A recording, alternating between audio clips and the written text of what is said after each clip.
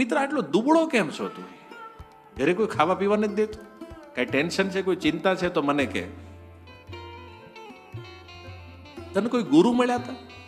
ભગવાનને પૂછ્યું, કોઈ સદગુરુ મળ્યા હતા? કેમ? મને એવું લાગે છે કે તને કોઈ ગુરુ મળ્યા છે ને એને તારા કાનમાં કઈક મંત્ર નાખ્યો છે ને તું વૈરાગી થઈ ગયો. તને બાવો બનાવ્યો છે કોઈ. આ સંસાર મૂકવાનું કારણ શું છે? આ શરીર ઓગાળી નાખ્યું આ યોગમાં, આટલી બધી તપસ્યા, હે ને? કે કોઈ દુશ્મન થયો છે તારો, કે તને દુઃખ આપે છે, કે તારું ધન કોઈ ચોરી ગયું છે, અને તારી પાસે કોઈ વાસણ કેમ નથી? આ તુમડું લઈને કેમ આવ્યો તું? કે એક લાકડી ને તુમડી લઈને આવ્યા તો બોલ, આ તુમડી શું કામ? કઈ છે નહીં ઘરમાં વાસણ બાસણ કઈ સારું, કઈક સ્ટીલનું કમસે કમ પિત્તળનું કઈક લઈને આવ્યો. કોઈ સુખ તારા સંસારમાં મને દેખાતું નથી, અને તારામાં લોહી તો રહ્યું જ નથી. ભાભી અમારા વઢકણા રે, તે લોહીડું તારું શોષે રે. કે પછી ઘરવાળી માથા ભારે ભટકાણી કે લોહી પી ગઈ છે બધું તારું. ભગવાન તો ભગવાન છે. આમાં તમે એકબીજાને સામું ન જોતા તમે, તમારા ઘરે ડખા થઈ જાય.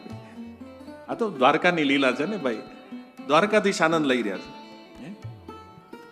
કે ભાભી માથા ભારે મળી ગયા છે. આટલું બધું જયારે ભગવાનને કીધું ત્યારે સુદામાએ કીધું, કનૈયા ઉભો રે, થોડોક રોક, ઉભો તો વાત કરે.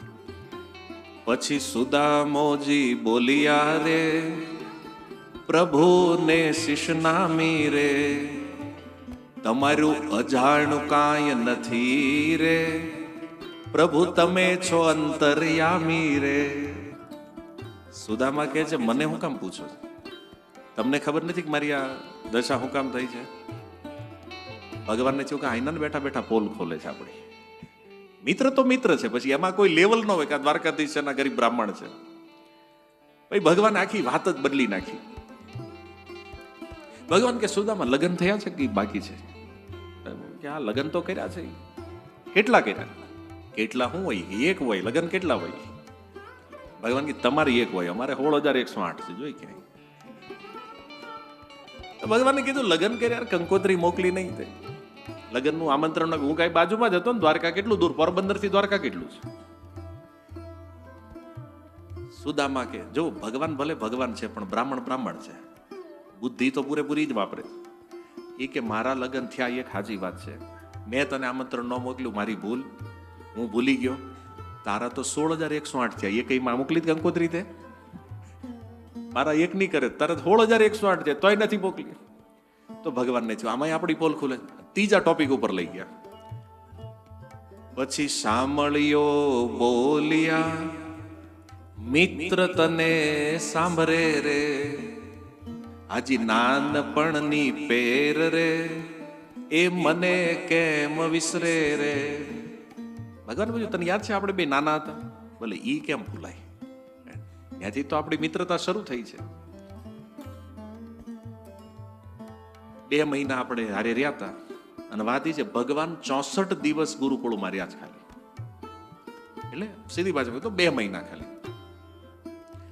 આપણે 2 મહિના પાસે રહ્યા, હાજી સાંદીપની ઋષિને ઘેર રે, અન્ન ભિક્ષામાં ઘી લાવતા, હાજી જમતા 3 ભ્રાત રે. ભિક્ષા માગીને આપણે 3 જમતા હતા. આપણે સુતા એક સાથ રે, સુખ દુઃખની કરતા વાત રે, પાછલી રાતના જાગતા રે, હાજી કરતા વેદના પાઠ રે. રાતે જાગી જાગીને આપણે ભણ્યા છે. ભગવાન કે સુદામા કે ભણતો તો હું, તેમ ક્યાં ભણતા હતી? અને ભણવાનું હકીકત ભગવાનને શું છે? જાકે વેદ શ્વાસ સુધી જારી. તો બાળપણની વાતો યાદ કરાવે છે કે એક સમયે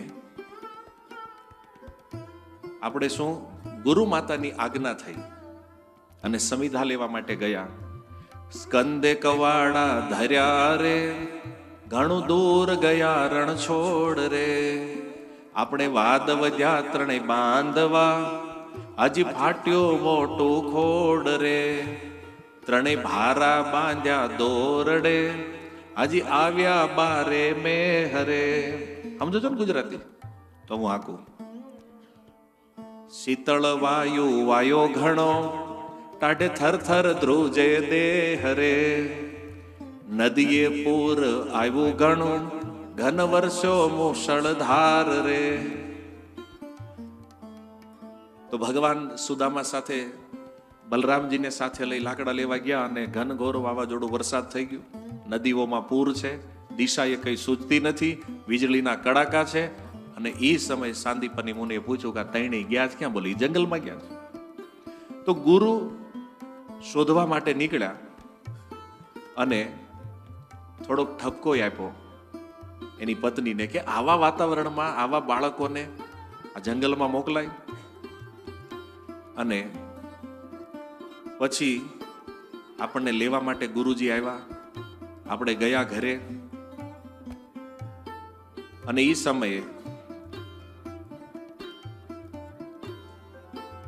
ગુરુ દક્ષિણા, જ્યારે અમારી તો 64 દિવસમાં વિદ્યા પૂરી થઈ, ગુરુ દક્ષિણામાં પુત્ર માગ્યો છે ગુરુ પત્નીએ. હવે સુદામાજી કે અત્યાર સુધીનું વર્ણન ભગવાન કૃષ્ણએ કર્યું. હવે સુદામાજીએ કીધું કે મને એ બધું યાદ છે. કેમ? જ્ઞાન થયું ગુરુ પત્નીને રે, તમને જાણ્યા જગત આધાર રે.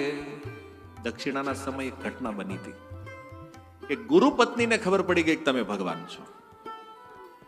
ગુરુ દક્ષિણામાં માગ્યો, આજે મૃત્યુ પામ્યો જે કુમાર રે. દક્ષિણામાં માગ્યું હતું શું? ગુરુનો પુત્ર જેનું મૃત્યુ થઈ ગયું છે. અને તે સાગરમાં ઝંપલાવ્યો, એને સપ્ત પાતાળમાં શોધ્યો, પંચાનન શંખ લાવ્યા, સંયમની પૂરી. ભગવાન કે હું ગયો તો યમરાજજીને ન્યા, સંયમની પૂરી હું ગયો, પછી આવી મળ્યો જમરાય રે. પુત્ર ગોરાણીને આપ્યો, હાજી પછે થયા વિદાય રે. આપણે તે દિનથી જુદા પડ્યા, હાજી ફરીને મળ્યા આજ રે. હું તુજ પાસે વિદ્યા ભણ્યો, મને મોટો કર્યો મહારાજ રે. ભગવાન કહે છે સંયમની પુરીમાં હું ગયો, ત્યાંથી ગુરુપુત્રને લઈને આવ્યો, પછી ગોરાણી માને આપ્યો, અને પછી જે આપણી વિદાય થઈ, ત્યાંથી વિદાય સમારંભ થયો, તે પછી આજ આપણે ભેગા થયા. પણ એ સુદામા સાચું કહું, હું જે ભણ્યો ને એ તારી પાસે ભણ્યો છું, તે મને ભણાવ્યું છે.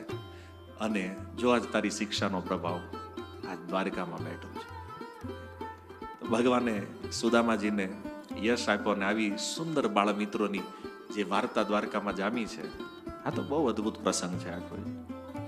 પણ કાળના બંધાયેલા આપણે જેટલું મળ્યું એટલું આસ્વાદનમાં મજા માણો. 2 વાટકી રસ મળી ગયો બહુ થઈ ગયું, પછી આવતા ઉનાળે વાત. એવું છે ને ભાઈ, કેરી તો પાછી આવવાની છે, કથાઓ પાછી આવવાની છે, ત્યારે કંઈક સાંભળશું. તો સુદામાજીને આ રીતે ભગવાને 7 દિવસ દ્વારિકામાં રોક્યા છે. અને પછી સુદામાએ કીધું કે હવે બહુ મોડું થઈ ગયું છે, હવે મારે દ્વારિકા જવું છે. ભગવાનની તો ઈચ્છા નહોતી, પણ ભાઈ બૈરી છોકરા છે કે નહીં જાવ તો એમના મરી જાય કે ભૂખ્યા. મનમાં વિચાર્યું કે એની હાટું આવ્યો તો અહીંયા બિચારા કઈક આશા લઈને બેઠા છે. તો ભગવાને જે સુંદર વસ્ત્ર આભૂષણ પહેરાવ્યા હતા, સુદામાને કીધું મિત્ર ઈ કાઢી નાખ, આ બધું દ્વારકાનું છે, આઈના રહેવાથી. અને તેના જે જૂના હતા એ પાછા પહેરાવી દીધા, ને પછી ભગવાનને રિટર્ન કર્યા.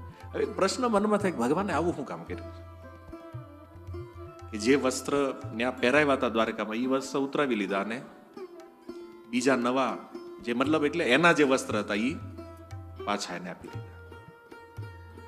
આ તમારે ગોતીને લાવવાનું છે. ગઈ કથા મેં કીધું છે હું કામ આવું કર્યું ભગવાને. હા બરાબર, ઈ બાને સાંભળશો કદાચ.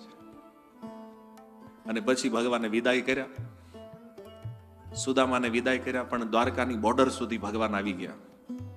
સુદામાએ કસમ આપી, દ્વારકાધીશ મારા સામે છે, જો અહીંથી એક ડગલું આગળ વધ્યા.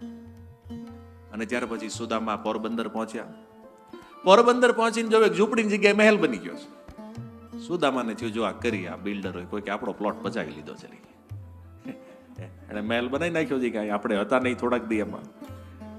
અને એને થયું કે આપણું તો છે નહીં, કોણ માથાકૂટ કરે. ત્યાંથી ઉપરથી એની પત્નીએ બાલ્કનીમાં કીધું, પતિદેવ અહીં આપણું જ છે, વયા વયા. સુદામા કે આપણો મહેલ છે કે આ જે દી દ્વારકા ગયા ને તે દી જ મહેલ અહીંયા પહોંચી ગયો છે કે તમારો. સુદામા કે કૃષ્ણએ આપ્યું પણ ખબર ન પડવા દીધી. સુદામાની આંખોથી દડ દડ આંસુઓ વહી રહ્યા છે. આખી દ્વારિકા આપી દીધી તોય ભગવાને ખબર ન પડવા દીધી મેં આપ્યું છે. અરે એને છોડો, ભગવાનની હારે નિત્ય રહેવાવાળા ઉદ્ધવને ખબર ન પડવા દીધી કે આપી દીધું. કારણ કે વસ્ત્ર જયારે કઢાવે ને ઉદ્ધવજીએ પૂછ્યું, કનૈયા એટલો નિષ્ઠુર થઈ ગયો છો કે મિત્રની ઉપર એક આ વસ્ત્ર પણ નથી રહેવા દીધા. તે ભગવાન ક્યાંય દ્વારિકામાં તે ઉદ્ધવને કહે છે, ઉદ્ધવી તને નહીં સમજાય. ઉદ્ધવ કે મને હું ન સમજાય, હું ભણેલો વ્યક્તિ છું, મને હું કામ ન સમજાય, બૃહસ્પતિનો શિષ્ય છું, ન સમજાય. ભગવાન કે ઉદ્ધવ કયા મોઢે કહું સુદામાને કે મેં તને દ્વારકા આપી છે? કેમ? એણે પોતાની સંપૂર્ણ શક્તિ લગાવી અને એણે મને જે આપ્યું છે તો મારી ફરજ છે કે મારી પૂરી શક્તિ લગાવીને હું એને આપું. ગીતામાં હું બોલ્યો છું, યે યથામામ પ્રપદ્યન્તે, પણ સુદામાએ એની પૂરી શક્તિથી મને આપ્યું. ઉદ્ધવ હું એને મારી પૂરી શક્તિથી આપી શક્યો નથી. મને શરમ લાગે છે કહેતા મેં તને દ્વારકા આપી છે. અને એટલે સુદામાને જવા દીધા છે. સુદામા આ બાજુ વિચાર કરે કે આખી દ્વારકા આપી દીધી ને ખબર પડવા દીધી નહીં. પણ સુદામાએ તોય નક્કી કર્યું મહેલમાં જ રહેવાનું થતું નથી. બહાર ઝૂંપડી બનાવી ગાર્ડનમાં, એમાં રહેવા માંડ્યા, ભજન માંડ્યા કરવા. ભગવાનને ખબર પડી દ્વારકા કે આને મહેલ આપ્યો તો આ રહે છે ઝૂંપડીમાં. ભગવાન આવ્યા છે પોરબંદર અને આવીને કીધું સુદામા મહેલ મેં આપ્યો છે તને, ઝૂંપડીમાં શું કામ રહે? બોલે પ્રભુ તમારી માયાનો ડર છે, કદાચ આ મહેલમાં વયો જાવ, મારી બુદ્ધિ ભોગમાં લાગી જાય, પ્રભુ તમારું ભજન છૂટી જાય, એટલે આમાં નથી દેવા. અને આપણને માયાનો કોઈ ડર નથી, ફૂલ જલસા કરીએ છીએ. સુદામા આટલા મહાન ભક્ત, સાક્ષાત ભગવાનની પ્રાપ્તિ છે, તો એ વિચાર કરે છે કે જો આ મહેલમાં જાવ તો મારું ભજન છૂટી જાય અને હું માયામાં પ્રવેશ કરી જાય. ભગવાન કે હું વરદાન આપું છું, મારી માયા તને ક્યારેય સ્પર્શ નહીં કરી. પણ મારી ઈચ્છા છે તો અમારે મન તો નહોતું, પણ ભગવાનની આજ્ઞા હતી. સુદામા મહેલમાં રહેવા લાગ્યા, પણ જીવન પર્યંત એ માયા ક્યારે એને સ્પર્શ કરી શકી. કોઈ મહેલના ભોગ સુદામાને આકર્ષિત ન કરી શક્યા. તો વિચાર કરો, સુદામા દરિદ્ર છે, મહેલ મળ્યા પછી જે ભોગ એને આકર્ષિત ન કરી શકે એને લોકો આની પાસે દરિદ્રતા છે. તો બંને મિત્રો હવે પોરબંદર દ્વારકા નજીક, તો મુલાકાત થતી રહેતી. ક્યારેક ભગવાન પોરબંદર આવે, ક્યારેક સુદામા દ્વારકા જાય. એકવાર દ્વારકામાં ગોમતીના ઘાટે બે મિત્રો ટહેલતા હતા. ટહેલવાનું સમજો છો? વાતો કરતા કરતા ધીમે ધીમે આમ ચાલતા હોય, ટહેલવું કહેવાય, ચાલવું, આ બધી અલગ અલગ પ્રયોગ છે એ બધા. તો સુદામાએ કીધું કે મેં સાંભળ્યું છે કે કનૈયા તારી માયા જે છે ને બહુ પ્રબળ છે અને બધાને બહુ હેરાન કરે છે, એકવાર દેખાડ ને થોડી. ભગવાન કે ઈ અભક્તો છે એની હાટું છે, ભક્તો માટે નથી, જોવા જેવું નથી. સુદામા કે નહીં, મેં માયા જોઈ નથી, એકવાર જોઉં તો ખરો માયા હોય કેવી. તો ઈ કે 12 વાગી ગયા છે, સંધ્યાનો સમય થઈ ગયો છે, આપણે ગોમતીમાં ડૂબકી મારી લઈ, પછી માયા દેખાડું. તો ડૂબકી મારી સુદામા એક નગરમાં પહોંચી ગયા. એક દરવાજો હતો, દરવાજામાંથી સૈનિકો આવ્યા, સુદામાને પકડીને લઈ ગયા. કેમ? બોલે આજથી તમે અમારા રાજા છો. એટલે પણ કાંઈ ઓળખાણ વગર ગયા, ન જાન ન પહેચાન, તું મેરા મહેમાન, હું તો અહીં નવો છું. અમારે નિયમ છે કે આ ગેટમાંથી જે આવે, અમારે અહીં રાજા મરી ગયા છે, તો જે અહીંયા નવો વ્યક્તિ અહીં એન્ટર થાય એને રાજા બનાવવાનો. સુદામાને બનાવ્યા રાજા. પછી સુદામાના લગ્ન થયા, એને પછી છોકરા થયા, અને એક દિવસ સુદામાની ઘરવાળી મરી ગઈ. હવે ઘરવાળી મળી ગઈ તો એને બધા શમશાન લઈ ગયા. સુદામા નહીં ઉપાડ્યા. સુદામા કે પણ મને હું કામ લઈ જાવ છો? એ કે શાસ્ત્રોમાં તો નિયમ છે, પત્ની મરે તો પતિને શમશાન ન જવાનું હોય, મને હું કામ ઉપાડ્યો? એ કે અમાન્ય નિયમ જુદો જ. કેમ? જો આખા વિશ્વમાં પતિ મરે તો પત્ની સતી થાય, અમારે ત્યાં પત્ની મરે તો પતિ સતી થાય. તમારે મરવું પડે જ્યારે. કે અરે સુદામા કે આવા કોઈ નિયમ હોય કે અમારે ત્યાં છે? સુદામા કે રહેવા દો, બચાવો કરે, પણ પકડીને ઘા કર્યો ઈ ચિતામાં સુદામાનો, અને જેવો ઘા કર્યો ને કીધું હે દ્વારકાધીશ, હે કૃષ્ણ, તા ડૂબકી મારીને ગોમતીમાં બહાર નીકળ્યા. ભગવાનને પૂછ્યું કેવી લાગી? એ કે પ્રભુ મને ભલે દેખાડી, આ કોઈને દેખાડતા. બોલો, એક ડૂબકી મારી એટલા સમયમાં રાજા બની ગયા, વિવાહ થઈ ગયા, લગ્ન થઈ ગયા, અને મરવાનો ટાઈમ આવી ગયો. આ ભગવાનની માયા, જે નથી છે એવું દેખાડે. અને એ માયામય જગતમાં આપણે રહીએ. એકાદશ સ્કંદમાં ઉદ્ધવને ઉપદેશ આપતા ભગવાન કહે છે કે કેવી રીતે કોઈ જીવ આ સંસારથી મુક્ત થાય, તો એનો એકમાત્ર ઉપાય ભગવાન નામ છે. બીજી વસ્તુ કે મનુષ્ય જીવન જે પ્રાપ્ત થયું છે, આનો અલ્ટિમેટ લાભ જે છે એ ભગવાનની પ્રાપ્તિ છે. બાકી તમને એવું હોય કે આપણી પાસે ફેક્ટરીઓ છે, મહેલો છે, આ સુવિધા ઓલી સુવિધા, 84 લાખ પ્રકારના શરીરોમાં આ બધી જ સુવિધાઓ અવેલેબલ છે. જે આટલું ભણીને, આટલી મહેનત કરીને, આટલી નોકરીઓ કરીને આપણે આ જે વિશ્વ બનાવ્યું છે ને, જે આ પ્રગતિ, જે વિકાસ જેને આપણે માનીએ છીએ, આ બધું હરેક યોનિઓમાં આ સુખ પ્રાપ્ત છે. આપણને એવું લાગતું કે આપણી પાસે બહુ આલિશાન મકાન, ફ્લેટ છે, એવા જ ફ્લેટનું નિર્માણ કીડી પોતાના દરમાં પણ કરે છે. આપણને એમ છે કે આપણી પાસે સારો મોબાઈલ છે તો આપણે વાતચીત કરીએ છીએ, એક વેલ માછલી હજારો કિલોમીટર દૂર બીજી વેલ માછલી અરે એમનામ વાત કરીએ કે કોઈ બેટરી ચાર્જર મોબાઈલની જરૂર નથી. જો આ પ્રકૃતિનું સ્વરૂપ એવું છે. 2.5-3 કિલોમીટર કોઈ ઘાસચારો દૂર હોય, ગાયને ખબર પડી જાય પહેલા કે આ દિશામાંથી ઘાસ, ગૌશાળામાં ભાંભરવા લાગે તરત. જો ધ્યાનથી થોડું પ્રકૃતિનું અધ્યયન કરો. જે સુવિધાઓ મનુષ્ય જીવનમાં આપણે નથી ભોગવી ને, એનાથી સારી સુવિધાઓ આ બધી યોનિઓમાં ભગવાને આપી છે, પ્રકૃતિ આપી છે. એટલે આપણને એવું હોય કે આલિશાન મહેલમાં રહેવાનું સુખ મનુષ્ય જીવનમાં છે, આને ભોગવી લેવી અને પછી જોયું જાય ભજન. નહીં, આવી રીતે ભજન નહીં થાય. જીવનનો ઉદ્દેશ્ય સુખ સુવિધાને પ્રાપ્ત કરવું નથી, કારણ કે આ બધી જ યોનિઓમાં પ્રાપ્ત થાય છે. જીવનનું લક્ષ્ય છે ભજન કરવું. એના માટે આપણને આ માનવ દેહ આપવામાં આવ્યો છે. આ મનુષ્ય જીવન ખાવા પીવા ઊંઘવા માટે નથી, સુવિધાઓ પ્રાપ્ત કરવા માટે નથી. કારણ કે જ્યાં જન્મ લેશું, જે યોનિમાં જાશું, આ બધી સુવિધાઓ આપણને પ્રાપ્ત થવાની છે. આની પાછળ આ જીવન બગાડવું આ મૂર્ખતા છે.